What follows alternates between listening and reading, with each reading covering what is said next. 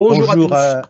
bonjour à vous toutes et tous. Merci de nous accueillir à nouveau pour le 4e épisode pour l'année 2005 du cycle Patriméta de conférences. Aujourd'hui, on a un sujet d'actualité puisqu'on va parler de la gestion diversifiée et flexible pour 2025. Alors, on a mis un petit sous-titre à cette présentation puisque il nous semblait intéressant d'évoquer la gestion flexible comme une solution active pour faire face à l'absence de tendance structurelle des marchés, hein. Donc, c'est peu de le dire. Alors, puisqu'il faut être, en gros, un très bon acrobate pour s'adapter aux conjonctures changeantes, influencées par les décisions imprévisibles de nos politiques et de ceux des autres, d'ailleurs, des autres pays. Alors, je vous rappelle qu'en début d'année, pour faire un petit flashback, on nous affirmait que la vieille dame était en grand déclin et qu'il fallait se tourner exclusivement vers les États-Unis et la technologie. Alors, patatras, hein, puisque en l'espace de 2 mois, nous avons observé un écart de performance de plus 15% en faveur de l'Eurostoxx vis-à-vis du Nasdaq. Alors, on a bien sûr un début d'année qui révèle plusieurs autres tendances que l'on peut considérer comme contre-intuitives, soulignant l'importance de se positionner sur des portefeuilles flexibles et diversifiés pour anticiper au mieux donc les évolutions chaotiques des marchés en ce moment. Alors, pour ce faire, nous avons la chance et l'honneur d'avoir aujourd'hui avec nous pendant ces 40 minutes Jean-Olivier Housset, dirigeant du Centre du patrimoine. Nous sommes ravis de l'accueillir. Bonjour Jean-Olivier, Bonjour. qui va évidemment questionner ses invités sur la gestion tout en souplesse qu'il convient d'adopter en ce moment, et puis revenir aussi sur les avantages d'une gestion flexible. Alors, pour répondre aux interrogations de Jean-Olivier, 2 maisons qui disposent de gestion diversifiée bien connues, mais aux philosophies quelque peu différentes, qui vont nous expliquer pendant ces 40 minutes. Alors, en premier, et par ordre alphabétique, Anthony Lapeyre, directeur de la gestion diversifiée d'Amplogest. Bonjour Anthony. Bonjour à tous.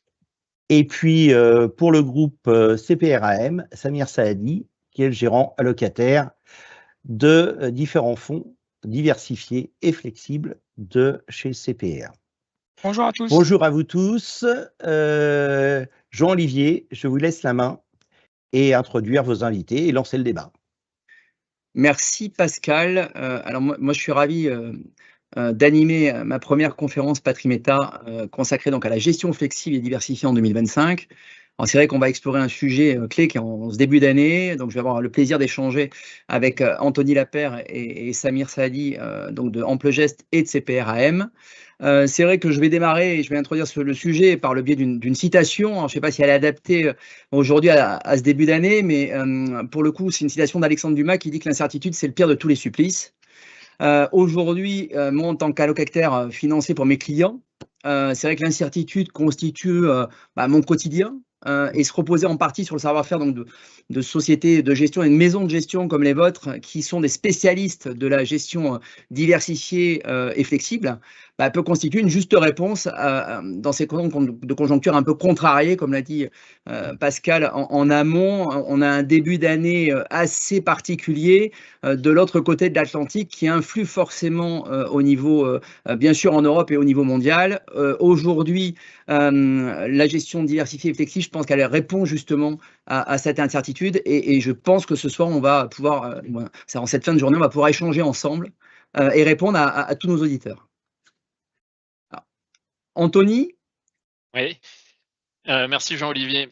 Du coup, concrètement, donc la gestion diversifiée et flexible chez Amplogest, peut-être pour commencer, c'est aujourd'hui la gamme Nova. La gamme Nova qui est une nouvelle gamme en fait, parce que Amplogest, c'est une maison bien connue pour ses expertises actions historiquement, notamment l'expertise pricing power sur les actions de la zone euro et les actions US depuis quelques temps.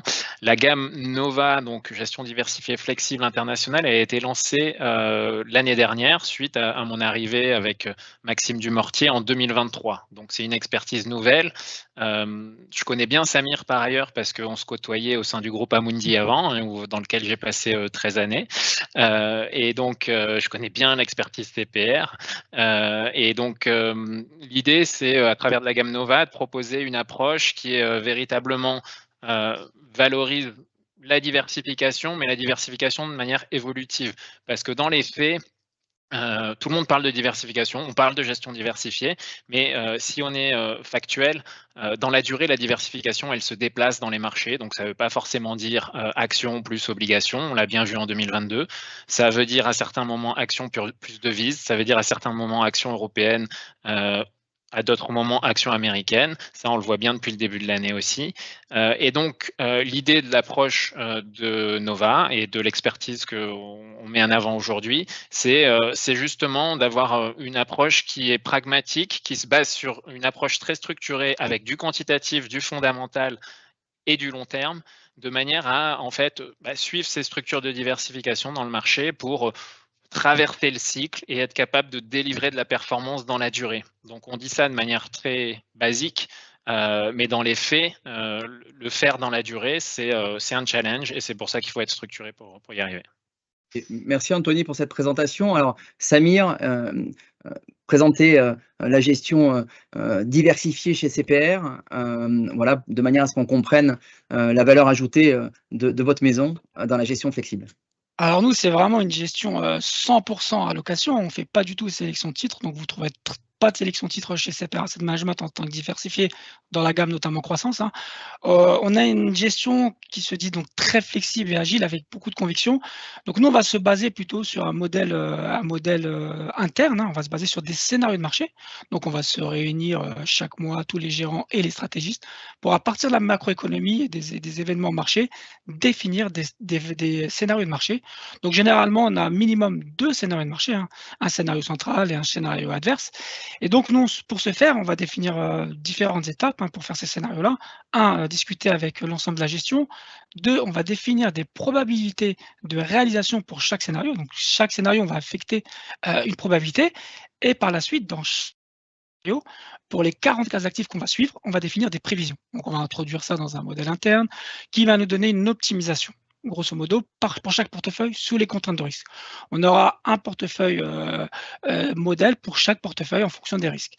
Et ensuite, bien sûr, et ce qui fait notre force là-dessus, c'est qu'on va faire des ajustements tactiques. Donc, on va se réunir là que gestion diversifiée pour faire des ajustements tactiques quand on a des marchés aussi mouvementés qu'aujourd'hui. Et c'est très compliqué en ce moment, justement, de faire des ajustements et de ne pas se prendre des portes de saloon. Donc, voilà, notre idée, c'est vraiment appliquer des scénarios mensuel sur un horizon 3 mois et à côté de ça, avoir une gestion très agile et flexible et notamment avec des actifs purs que sont les ETF. Ok, merci Samir. En tous les cas, on a bien compris les fondamentaux des 2 maisons et leur forte philosophie d'approche. Maintenant, ce qui est intéressant, Samir, c'est peut-être de rentrer un petit peu dans… vous utilisez, vous, exclusivement des ETF pour la gestion de vos portefeuilles. Donc, quels en sont les avantages principaux? Est-ce que vous pouvez rappeler les ETF, comment ça fonctionne, l'intérêt d'avoir que des ETF à l'intérieur d'un portefeuille, de manière à ce que ce soit un petit peu plus clair et un peu plus explicite pour nos auditeurs? Alors nous, ça fait très longtemps qu'on utilise des ETF. C'est vrai qu'en France, depuis 3-4 ans, c'est très en vogue, notamment parce que la difficulté des gestions, notamment sur la partie action, de battre des indices comme le S&P ou les MSCI USA. Donc nous, dans notre gamme CPR Croissance, on utilise principalement des ETF et des dérivés pour justement ajuster nos portefeuilles. Alors pour nous, les ETF, la première chose, ce sont des briques pures. Donc nous, c'est vrai que quand on avait fait nos études il y a plus de 15 ans, 20 ans, quand on achetait un fonds, on voulait de la transparence, donc on voulait vraiment acheter un fonds 100% US et on ne voulait pas, à travers ce fonds 100% US, avoir potentiellement 30% de petite ou moyenne capitalisation américaine. Donc c'est à partir de ce moment-là qu'on s'est tourné vers les ETF et de gérer nous-mêmes justement l'allocation et de laisser la sélection de côté. La seconde pour nous valeur des ETF, c'est bien sûr comment on peut le traiter dans le marché. Il faut savoir qu'un ETF, contrairement à un fonds, il peut se traiter sur le marché comme une action. Et c'est vrai qu'on a des événements, qu'on peut avoir des événements politiques ou des événements comme on a eu en Ukraine ou bien le Covid. Le fait de gérer activement cet ETF-là nous permet, nous en tout cas, de prendre des positions assez rapidement. Troisième force, hein, c'est la transparence. Et ça, c'est important en ces temps-là, c'est que nous, on se base notamment sur nos portefeuilles ESG. Donc nous, on veut vraiment savoir ce qu'il y a dans les portefeuilles. Et avec un ETF, on a vraiment cette transparence-là dans nos outils. Et avec cela, ça nous permet en tout cas d'être totalement transparent vis-à-vis de nos clients. Donc c'est vraiment 3 aspects. Hein. C'est actif, brique pure, permettre de traiter dans le marché avec la liquidité qu'il y a dans le marché, et enfin une transparence sur ces types de fonds. C'est très très clair. Merci Samir. Alors Anthony, votre maison, elle a une approche de la gestion diversifiée au travers des titres vifs. Ça serait peut-être bien de revenir sur la particularité de votre approche. Oui. Alors, merci pour la question, Jean-Olivier. Dans les faits, on fait un peu de titres vifs, c'est vrai, mais dans nos fonds d'allocation, on utilise aussi beaucoup les ETF. Donc malgré tout, je vais abonder sur les 3 points qui sont extrêmement attractifs pour l'utilisation des ETF dans la gestion diversifiée. Notre approche, elle est quand même basée sur une philosophie d'allocataire. Et pour être allocataire, l'ETF, c'est un véhicule qui est efficace. Donc, je me dois d'abonder dans les éléments qui ont été avancés par Samy. C'est vrai que par contre, on va compléter notre gestion par des produits dérivés, des futurs notamment, qui nous permettent aussi de nous exposer parfois de manière encore plus dynamique sur certains marchés, et aussi de gérer notre exposition devise de manière dynamique. Donc ça, c'est un des avantages.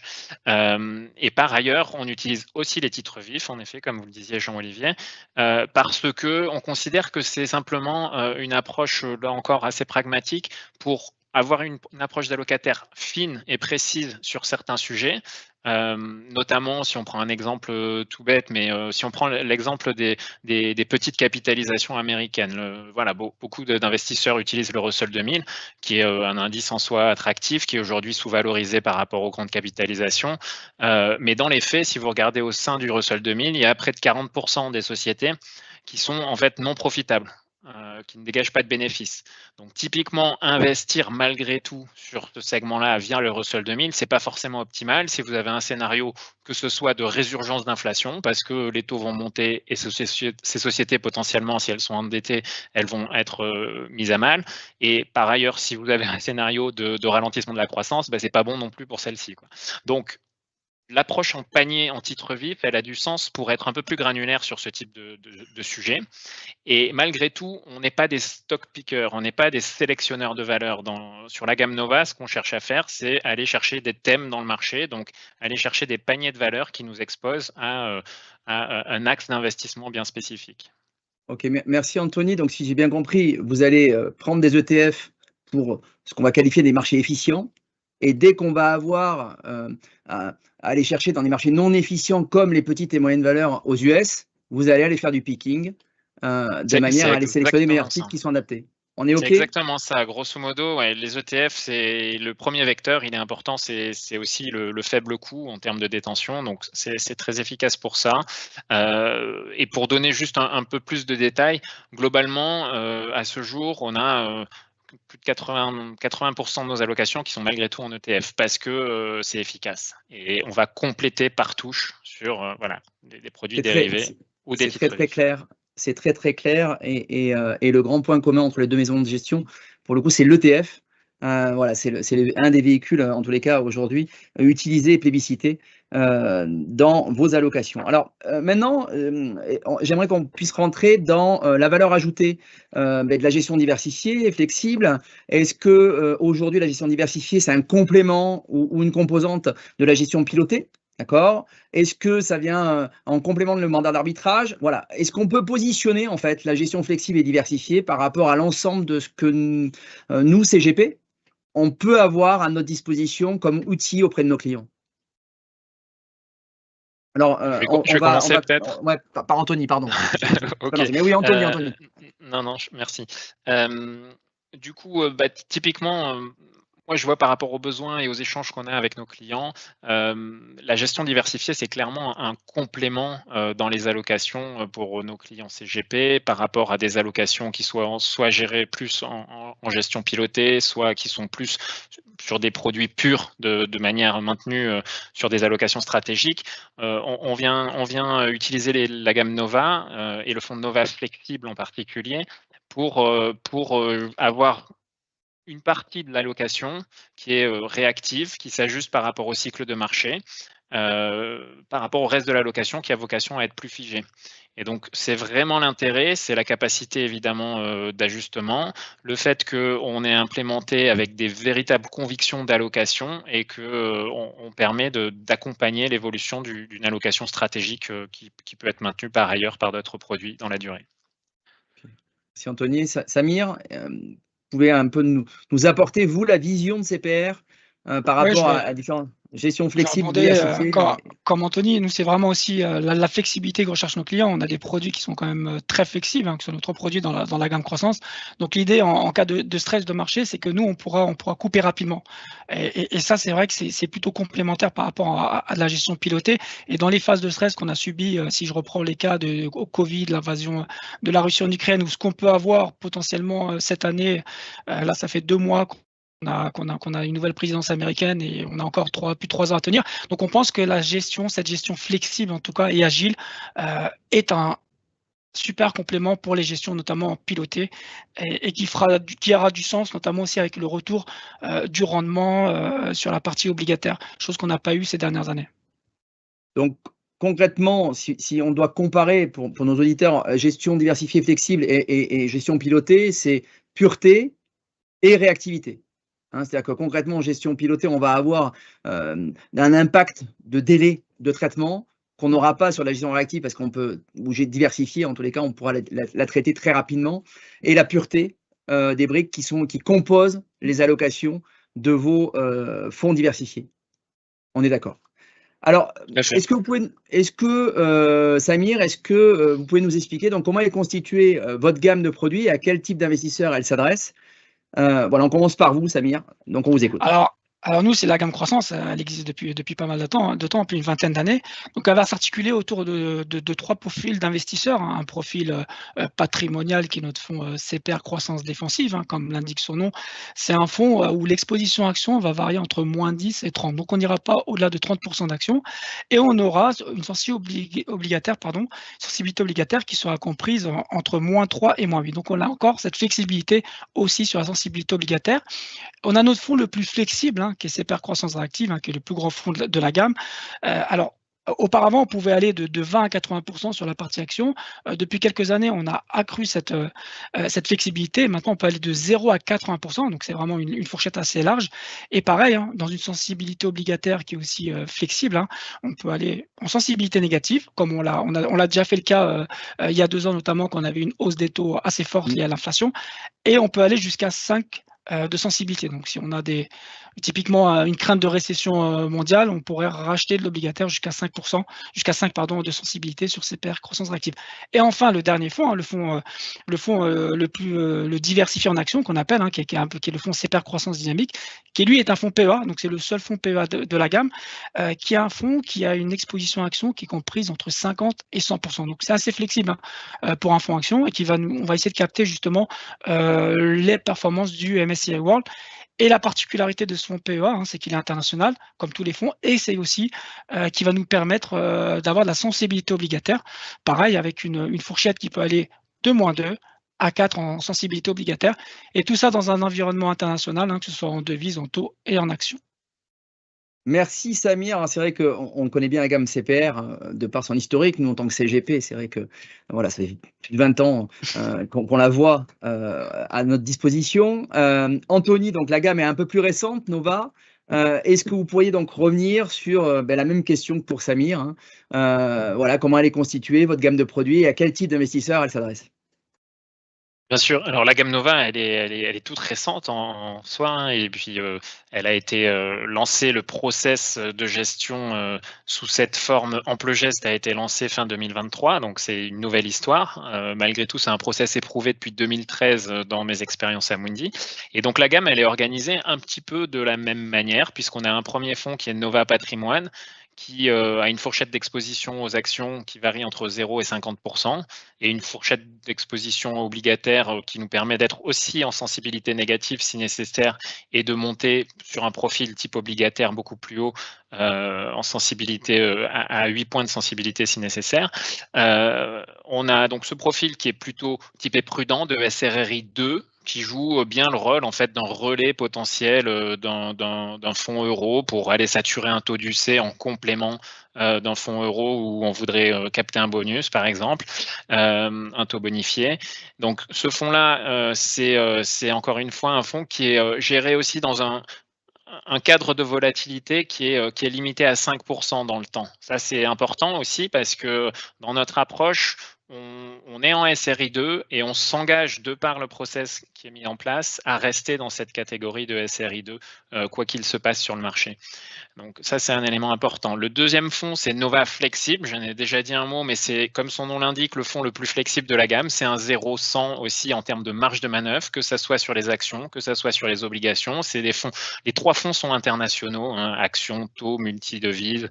Les trois fonds sont vraiment des sujets d'allocation internationale, mais ce fonds du milieu, il joue vraiment la pleine, large palette des convictions sur l'échiquier mondial, de 0 à 100. C'est pour vous donner une idée, à travers l'expertise et l'historique du processus de gestion, sur ce profil flexible, on a véritablement varié d'une exposition minimale historique de 10% jusqu'à une exposition maximale de 95%. Donc c'est un fonds flexible qui a utilisé ces marges d'exposition aux actions dans le passé. Le troisième fonds, c'est un fonds qui est beaucoup plus typé action, qui s'appelle Nova Dynamic, et qui, lui, a des fourchettes d'exposition aux actions entre 65 et 100%, tout simplement, et qui va donc assumer globalement une bonne partie du temps un risque proche des actions, mais avoir la capacité de se replier dans certaines phases un peu plus compliquées, notamment quand la volatilité est en phase de hausse dans les marchés ou qu'on a des craintes des récessions qui commencent à se matérialiser. Donc l'idée, là aussi, c'est de pouvoir aller chercher des taux, et on a des marges d'exposition à la sensibilité aux différentes courbes de taux qui sont élevées sur ce profil dynamique aussi, qui monte jusqu'à 8 points de sensibilité. Donc très intéressant. Donc on a bien compris que vous aviez aujourd'hui une gamme large qui va donc avec des budgets de risque qui sont différents en fonction de la gamme, et avec un fonds réactif d'un côté, un 0,81, et de l'autre côté un 0,100, qui permet vraiment d'avoir quelque chose de très flexible. Alors, ce que je vous propose maintenant, c'est de rentrer dans la partie un peu finance durable. Vos fonds sont classifiés article 8.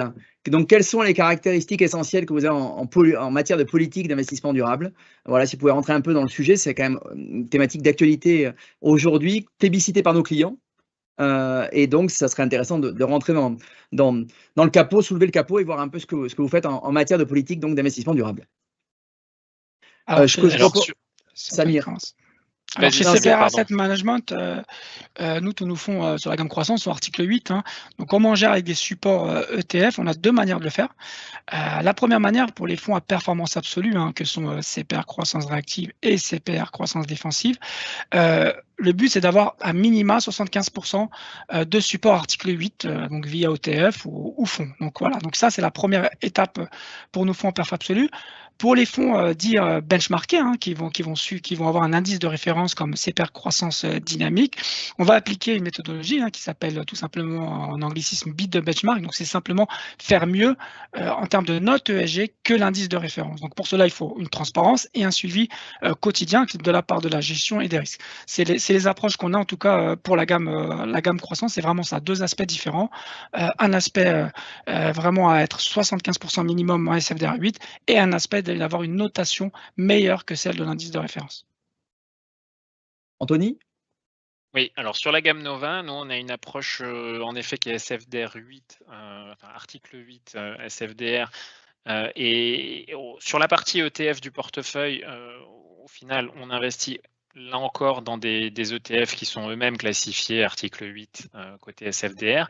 On investit généralement 90% de notre part ETF dans des produits classifiés article 8. Donc on a mis la barre assez haut à ce niveau-là. La spécificité fait qu'ensuite, pour la partie titre vif, par contre, on va procéder par un process de sélectivité où on va simplement exclure 20% d'un univers d'investissement mondial et se cantonner, je dirais, aux 80% des meilleurs élèves de l'univers. Et pour faire ça, en fait, on se base sur des notes ESG qui sont issues de MSCI directement. Et ça nous donne honnêtement un champ d'action extrêmement large. Donc, on n'est pas du tout contraint par cette approche, même si on joue véritablement le jeu de se positionner dans la case article 8. Ok.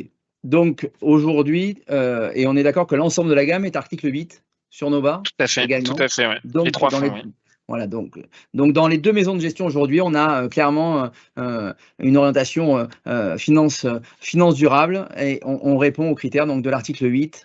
C'est intéressant pour les CGP qui nous écoutent. Alors, Samir, quels sont les grands paris du moment en matière de zone géographique, secteur et taux et devises, sachant que finalement, cette conférence tombe à point nommé. Les marchés bougent beaucoup. Il se passe beaucoup de choses de l'autre côté de l'Atlantique qui bien sûr influent sur les marchés au niveau mondial. Donc, est-ce qu'on peut revenir un petit peu sur ce qui se passe depuis le début de l'année et quels sont vos grands paris pour les semaines et mois qui arrivent? Alors, au début d'année, on voyait l'Europe avoir de bonnes performances, mais peut-être pas avoir un écart aussi conséquent avec notamment les États-Unis. Donc nous, dès le début de l'année, on avait commencé à introduire des positions un peu plus fortes sur l'Europe, pour trois raisons principales. La première raison, c'est que souvent, au début d'année, il y a un bon démarrage de la zone euro avant qu'elle s'effondre, arrivé en avril-mai. Donc c'est vrai qu'on a été souvent déçus par la zone euro. L'autre particularité, c'est qu'on avait aussi les élections en Allemagne, on savait qu'il allait y avoir un boost financier, donc il a eu lieu. Et la troisième aussi raison pourquoi on investit en Europe en début d'année, c'était la possibilité de cessez-le-feu. Alors nous, on avait tablé sur quelque chose d'un peu plus long, on avait tablé sur un potentiel cessez-le-feu en avril-mai, mais c'est vrai que on voit que ça s'accélère, pardon.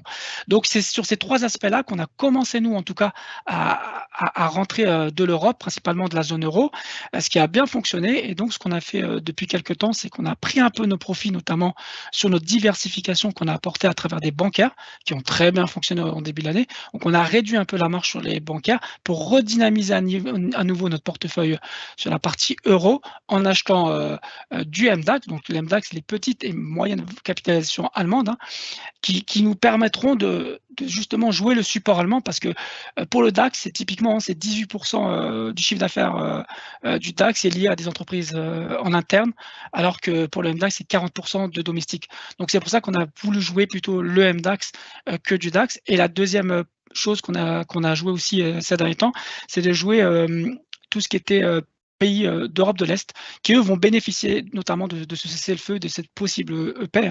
On le voit depuis le début de l'année, c'est un très bon démarrage pour cette zone-là qui a été un peu délaissée depuis justement l'invasion de la Russie en Ukraine. Donc c'est vraiment typiquement un retour de la zone euro dans nos portefeuilles. À côté de cela, on a réduit la partie américaine, notamment la partie intelligence artificielle. C'est ce qu'on dit, on est passé rapidement d'une thématique intelligence artificielle très en vogue à actuellement une thématique plus défense et plus rebuild, en tout cas reconstruction Europe. Donc c'est vrai que c'était assez rapide. Donc nous, on a cette flexibilité-là qu'on a basculé une grosse partie d'exposition. Sur un fonds comme Reactive, on a basculé quasiment 20% de notre exposition des États-Unis sur l'Europe. Sur la partie obligataire aussi, on a été surpris par la hausse très forte des taux européens. Pour l'instant, ça veut pas, en tout cas, ça se stabilise, mais ça veut pas encore se réduire. Ce qu'on a fait, nous, depuis quelques temps, c'est qu'on a remis des taux américains, de taux américains, pour deux raisons. On voit qu'on a une inflation quand même qui commence à être plus faible qu'attendu, et autre chose, des quelques craintes de récession. Attention, ça va prendre à la légère, mais plutôt d'un ralentissement économique à travers des chiffres. C'est vrai que l'an dernier, on avait les mêmes scénarios, mais on a l'impression que là, on le voit plus, et avec l'évolution des tarifs, on voit que l'économie américaine ne restera pas insensible à ça, avec notamment des représailles qu'on peut avoir en Europe, en Chine notamment. Donc c'est plutôt ça, plutôt en résumé, action rester sur l'Europe avec une diversification et dynamiser le portefeuille sur cette partie-là. Et sur la partie obligataire, plutôt un choix qui est fait sur la partie américaine en termes de sensibilité et de taux d'État. Ok, mais merci Samir. Alors, Anthony, même question. Concrètement, chez Amplegest aujourd'hui, c'est quoi vos grands paris du moment, zone géographique, secteur, taux et devises que vous avez dans les portefeuilles sur la Ouais, gamme il y a gestion flexible? alors il y a quelques éléments qui font écho à ce que vient de dire Samy parce que, dans les portefeuilles, dans la gamme Nova, on s'est repositionné très fortement sur l'Europe en début d'année aussi. Alors que pour la petite histoire, l'année dernière, on a été quasiment absent du marché. En tout cas, enfin, on avait moins de 5% d'actions européennes dans les portefeuilles sur le second semestre. Donc, on s'est repositionné majoritairement sur l'Europe. Et pour vous donner une idée, en fait, on a près de 60% de notre allocation aux actions qui est sur l'Europe depuis le mois de janvier. On est rentré par touche à partir du 13 janvier, pour être précis, parce que dans notre approche, on a un pilier d'analyse qui est malgré tout très quantitatif. Et on avait une conviction forte sur l'intérêt pour une partie des éléments qu'avançait Samy tout à l'heure. Un pessimisme extrêmement marqué, un différentiel de valorisation qui était historique, des catalyseurs potentiels avec les élections allemandes et avec un sujet géopolitique de cessez-le-feu qui pouvait venir. On avait ces éléments-là, mais on n'avait pas de confirmation, je dirais, en termes de flux de marché, de psychologie des investisseurs. À partir du 13 janvier, nos modèles quantitatifs, il y a un modèle propriétaire, nous a clairement matérialisé le fait qu'il y avait un changement de psychologie qui était en train de s'opérer dans le marché. Et donc, on a commencé à rentrer de manière assez marquée sur la zone euro et l'Europe plus largement, via les secteurs industriels et les banques notamment. Au final, des secteurs qui sont assez domestiques, hein, c'est ce que citait Samir tout à l'heure. Et c'est vrai qu'on a pris ces billets assez rapidement sur le mois de janvier. C'est des billets qu'on maintient pour l'instant dans le portefeuille, concrètement. Qu'on maintient dans le portefeuille. Par contre, on a également investi dans des actions japonaises et dans le yen japonais à partir du mois de février. Pourquoi? Parce que on est en fait, on a des éléments favorables d'un point de vue macroéconomique avec une dynamique des salaires qui est forte, une dynamique de la consommation qui est forte, avec une dynamique du PIB qui est désormais assez attractive sur le Japon. Et puis par ailleurs, on sort véritablement d'une ère de taux négatifs. C'était l'année dernière. On est désormais avec des taux longs qui sont au-dessus des 1,5%. On a des taux directeurs à 0,5% et on s'attend à ce qu'il y ait 2 voire 3 hausses de taux cette année encore. Et du coup, le yen en tant que tel, après pas mal de temps où il a été dévalué, est aussi pour nous un axe attrayant en termes de diversification et notamment en cas de ralentissement de la dynamique de croissance mondiale. On considère que désormais le yen va retrouver un petit peu en fait son axe particulièrement différenciant et protecteur dans le cadre macroéconomique actuel et dans le flou géopolitique et le bruit politique qu'on a côté américain. Donc ça, c'est un autre axe de diversification attrayant. L'autre sujet qu'on suit de très très près actuellement, c'est le marché indien qui a une conviction de long terme très forte pour nous. Qui subit depuis grosso modo le mois d'octobre l'année dernière une phase de correction puisque si on regarde le marché des moyennes capitalisations indiennes, ça a baissé de près de 20% désormais. Donc c'était un marché qui était cher au sein des émergents mais véritablement attrayant à long terme et désormais donc on est en train de monitorer pour reconstruire des positions de manière plus marquée. Donc ça c'est un autre axe action particulièrement attrayant selon nous à long terme. Et pour parler des taux rapidement, en fait on garde une empreinte de portage pour faire vraiment du rendement dans les portefeuilles en restant sur la zone euro pour le coup, mais via du crédit et plutôt du crédit haut rendement, du high yield sur des durations assez courtes. Grâce à ça, on maintient un niveau de rendement attractif dans les portefeuilles. Et par contre, et là je rejoins un peu ce que disait Samir, on a plutôt basculé toute notre sensibilité au taux sur la courbe américaine au cours des dernières semaines, parce que il est clair que la confiance des acteurs économiques américains est désormais entamée et que la probabilité de récession est en hausse à chaque déclaration de Donald Trump. Donc voilà, désormais, la pondération des risques dans les portefeuilles est organisée de cette manière. Ok, donc on a bien compris, hein, chez Amplegest, on a un focus Europe sur les actions, Japon et devises yen. On a l'Inde qu'on regarde, et après L'Inde, sur où les... on a déjà un petit pied, mais ça pèse 2% des portefeuilles, mais surtout on regarde de près pour remonter cette position de manière forte si la dynamique se remet en place. Et sur les taux, on est Europe sur le haut rendement, et on regarde quand même la partie US sur la courbe de taux. On est d'accord? C'est ça? Exactement. Bon, très bien. Parfait. Ce que je propose, Samir, c'est de rentrer dans le produit croissance dynamique, un fonds que tous les CGP, conseillers en gestion de patrimoine, connaissent. On l'a tous eu souvent dans nos allocations auprès de nos clients. Est-ce que vous pouvez rentrer et nous parler des spécificités marquantes du moment, en ce moment, sur le fonds donc CPR Croissance Dynamique? Alors, c'est pas croissance dynamique, hein, qui est un fonds diversifié action PEA. Hein. Donc, comme on disait, sa particularité, c'est d'être très flexible. Hein. On le voit dans les phases comme actuellement. L'an dernier, on était un peu comme le rappelait Anthony, on était nous aussi très US. Donc, on avait quasiment toute notre exposition action qui était concentrée sur les US. Et la particularité de ce fonds-là, c'est qu'il est très flexible et c'est un fonds de conviction. Donc, on n'a pas hésité cette année à basculer une partie de notre exposition, notamment sur de la zone euro. Donc, ça, c'est la particularité. Et l'autre particularité, hein, c'est que dans des phases de stress, on n'hésitera pas à redescendre l'exposition action très fortement. C'est ce qu'on a fait déjà lors des périodes de gros stress qu'on a vécu déjà en si peu de temps, que ce soit le Covid ou l'invasion de la Russie en Ukraine. On n'a pas hésité à redescendre à 60% d'exposition à action. Donc ça permet de protéger, en tout cas de limiter la perte en capital à ce niveau-là, tout en restant exposé aux actions. Hein. On l'a vu l'an dernier, hein, et je pense que tous les investisseurs ont un peu peur cette année, hein, c'est que quand il y avait de fortes baisses l'an dernier, le marché repartait aussi fort. Donc c'est vrai que c'est un bon produit pour un placement action, on va dire, contrôlé entre guillemets par nos soins et piloté par nos soins, qui permet de gérer cette flexibilité et cette agilité.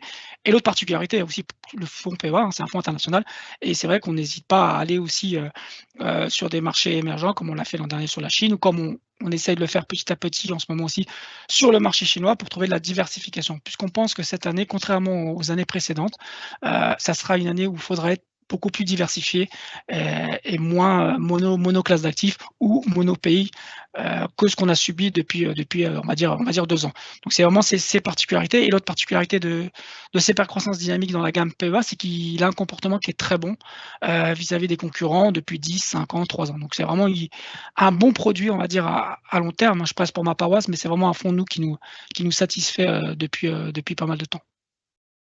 Parfait. Merci Samir pour ce focus sur CPR Croissance Dynamique. Anthony, la gamme Nova est récente, vous l'avez dit en introduction. Quel produit de la gamme vous allez mettre en exergue et pourquoi ce soir? Alors, aujourd'hui, je voulais vous parler plus particulièrement du fonds Nova Flexible. C'est le fonds, entre guillemets, du milieu de la gamme, mais c'est surtout celui qui a le plus de marge de flexibilité, comme je le disais tout à l'heure. C'est un fonds qui est en catégorie SRI 3 en termes de risque. Et donc, ce fonds, il peut être voilà, 0 à 100 sur les actions, 0 à 100 sur les taux, idem sur les devises. Et donc, aujourd'hui, il est clairement engagé, comme je le disais, sur les actions de la zone euro de manière centrale. On a encore un peu d'allocation sur le marché américain, et puis tactiquement, on va certainement renforcer légèrement cette partie-là dans les jours qui viennent. Mais surtout, on a pris des biais qui sont en fait qui sont en dehors des grosses capitalisations sur le marché américain sur toutes les dernières semaines, parce que on a un sujet qui a quand même émergé au-delà du bruit politique de Donald Trump, c'est le sujet DeepSeek à la base, début février, et le dégonflement au final des valorisations sur la tech américaine, qui a été déclenché par la sortie de ce modèle d'IA en Chine. On a eu depuis aussi Alibaba qui a sorti un autre modèle. On a en fait un certain enchaînement d'actualités sur le niveau, je dirais, d'innovation sur la tech, sur l'IA et le savoir-faire au final en Chine en termes de modèles qui sont in fine moins coûteux que les grands modèles américains et notamment OpenAI. Donc concrètement, pourquoi je dis ça? Parce qu'on a initié aussi dans Nova Flexible une position sur la tech chinoise spécifiquement au cours du mois de février. en face, si vous voulez, du poids qu'on pourrait avoir sur la tech américaine.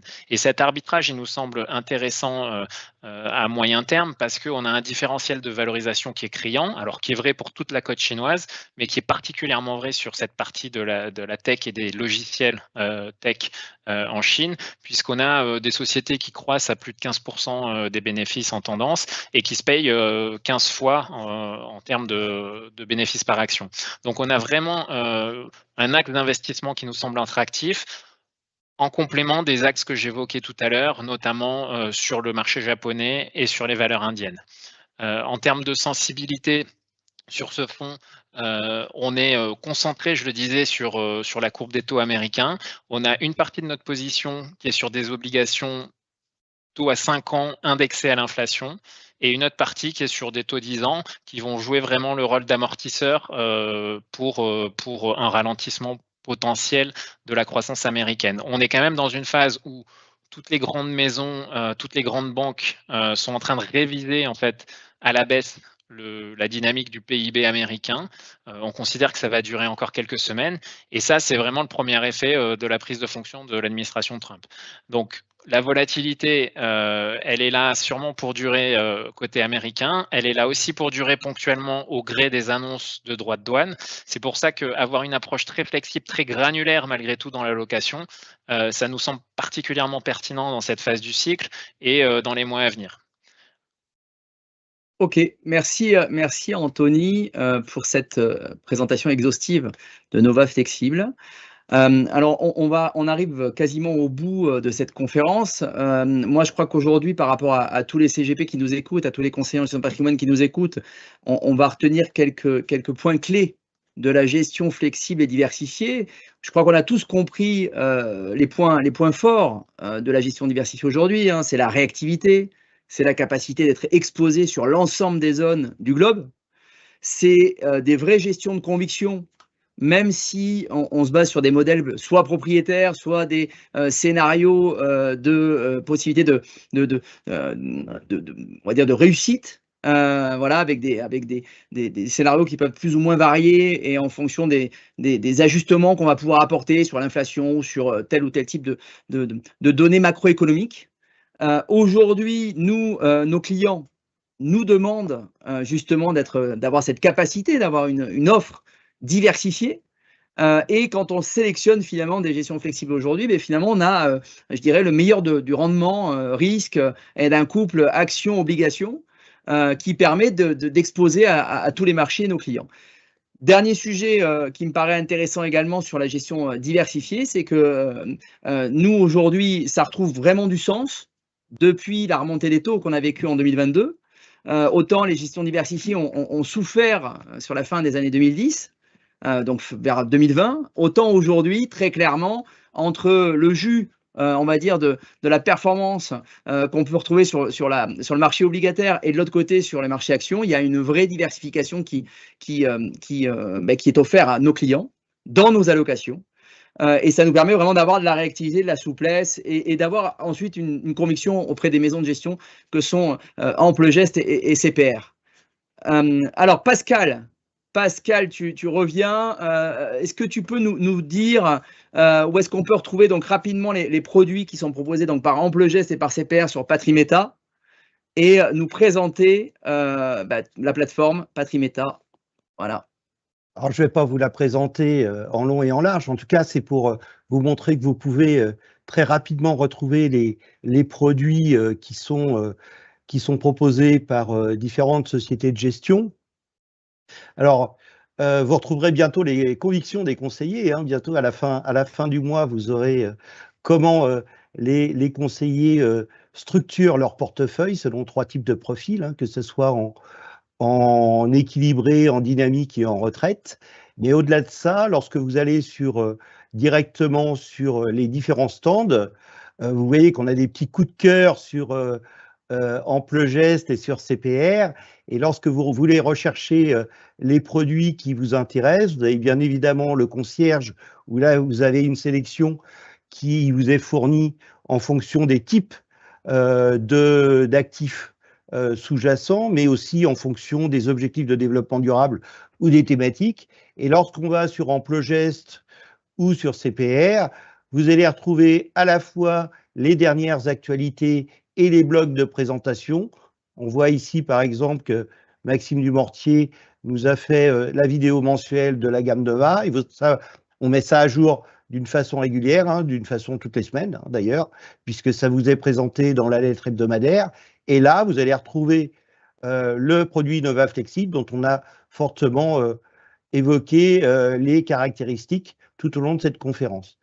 À l'identique sur CPR, vous allez retrouver un ensemble de blogs et de vidéos assez complet. Hein. Je vous montre toutes les vidéos qu'il y a sur le site, qui est assez large. Et puis, les liens directement avec le stand pour retrouver les blogs, cette fois-ci, qui sont rédigés par les équipes de stratèges de CPR. Et lorsque vous voulez retrouver le produit, vous allez retrouver Croissance Dynamique avec son petit coup de cœur. Et là, effectivement, vous retrouvez rapidement une présentation. Et si vous voulez en savoir plus, vous allez sur l'aperçu du fond, où là sera présenté toutes les caractéristiques du produit directement, de la même façon que sur les produits Amplogest. Voilà pour cette rapide présentation.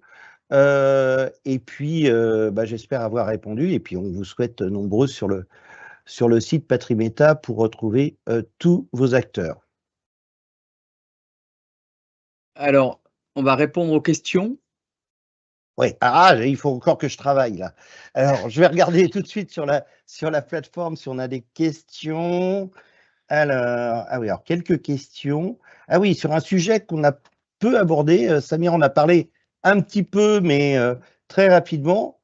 Et ce qui est curieux d'ailleurs, qu'on n'avait pas parlé, parce que manifestement, c'est le sujet à la mode, et notamment sur BFM Business, tous les matins, on a 2 heures sur le sujet. Alors, vous aviez évoqué tout à l'heure tous les deux que vous étiez des fonds article 8, donc je sais que ça peut poser quelques difficultés pour investir sur ce type de secteur, mais la défense, comment vous utilisez aujourd'hui, comment vous intégrez la dimension défense au sein de vos portefeuilles? Alors, peut-être que côté ETF, c'est un petit peu plus compliqué pour Samir, mais dites-nous tout. C'est vrai que côté ETF, il y a une offre très faible. Il y avait quelques ETF qui étaient sur de la défense internationale, hein, donc avec une pondération très forte sur les États-Unis. Hein. C'est pas l'ETF qui a le mieux performé hein, depuis le début de l'année. Hein. Ça a une performance très convenable, hein, très, très bonne performance. Mais par rapport à la défense européenne, c'est vrai que c'est le jour et la nuit. Donc l'idée, nous, c'était plutôt d'investir sur de la défense européenne. Hein, mais c'est vrai qu'on n'a pas de support, en tout cas, de support ETF sur cette thématique-là. Là, on est en train de réfléchir au sein de CPR et on a un fonds justement qui s'appelle chez CPR qui s'appelle ESA, donc c'est European Strategic Autonomy, hein, qui est un fonds lui orienté plutôt sur la souveraineté économique hein, et l'autonomie européenne. Donc qui va reprendre un peu de pondération sur la défense, hein, autour de 20% de défense. Donc nous, nos stratégies, en tout cas à court terme, pour nous, fonds diversifiés qui n'avons pas encore d'ETF sur l'Europe, sur la défense, c'est vraiment d'aller chercher, en tout cas, des choses, la chaîne de valeur qui pourrait bénéficier de tous ces supports, notamment, Anthony en a parlé, que ce soit l'industrie en Europe ou d'autres secteurs qui pourraient, en tout cas, performer. Donc, en résumé, hein, pour l'instant, il n'existe qu'un seul ETF en Europe sur l'armement qui a été lancé cette semaine, qui reste encore très petit pour nous pour qu'on puisse investir. Et on a tout un process aussi de sélection avant de mettre une position. Peut-être sur l'approche Nova, en fait, pour compléter ce que disait Samir, déjà, si on veut investir assez directement via un ETF et demain un ETF défense, ça pose pas de problème par rapport à l'article 8, pour revenir sur ta question, Pascal, parce que on a, comme je le disais, une marge d'investissement qui ne nous contraint pas à investir que dans des produits article 8. Donc, si c'est un ETF défense article 6, jusqu'à 10% du portefeuille, on peut investir. C'est le premier point. Techniquement, c'est faisable. Deuxièmement, comme je le disais tout à l'heure, on fait aussi des approches en titre vif. On investit certaines parties du portefeuille en titre vif et en panier. Et typiquement, voilà, les paniers sur la défense, c'est des choses qu'on a beaucoup regardées dernièrement. Et on avait commencé l'année en mettant des biais spécifiques sur les secteurs industriels. C'est aussi pour parler de défense que je parlais d'industrie à la base. Et donc, on avait déjà des petites expositions à la défense. Et là, on étudie de manière beaucoup plus proche les sujets pour investir via panier. Mais c'est pas, pour être très clair, c'était pas, voilà, on est allé chercher toute la sphère industrielle pour le moment, et là on commence à devenir beaucoup plus granulaire parce qu'il y a des sociétés qui ont déjà bénéficié d'accélérateurs extrêmement marqués sur le secteur défense plus spécifiquement, et il faut commencer à être sélectif, je dirais, sur ces sujets-là. Bon, bah voilà, donc merci pour ça. Je vois pas d'autres questions, hein, puisque effectivement c'est la question qui brûle les lèvres de tout le monde en ce moment. Il me reste à vous remercier, puisqu'on est dans le pile poil dans le temps qui nous est imposé. À vous remercier pour la clarté du débat. Bravo, félicitations. Et puis merci à notre formidable animateur qui je l'espère, a répondu à toutes vos attentes et qui vous a permis d'y voir un peu plus clair sur l'utilisation des gestions diversifiées et flexibles dans des moments qui sont plus que incertains. Jean-Olivier, tu veux dire le dernier mot? Merci, bien sûr, Pascal, pour cette proposition d'animation de conférence. Merci à Samir et Anthony pour vos explications qui ont été d'une clarté totale. Je pense que maintenant tout le monde est au point sur la gestion flexible et diversifiée. Moi, je me suis régalé. On a passé quasiment 1 heure ensemble. Et j'espère que c'était pareil pour vous, messieurs. C'était super. Merci beaucoup, Jean-Olivier. Merci, Pascal. Merci à vous. Merci pour ça. Merci. Et prochaine conférence le 15 mai, on parlera de private equity. Allez. Au revoir à vous tous. Salut, merci à tous. Au revoir. Au revoir.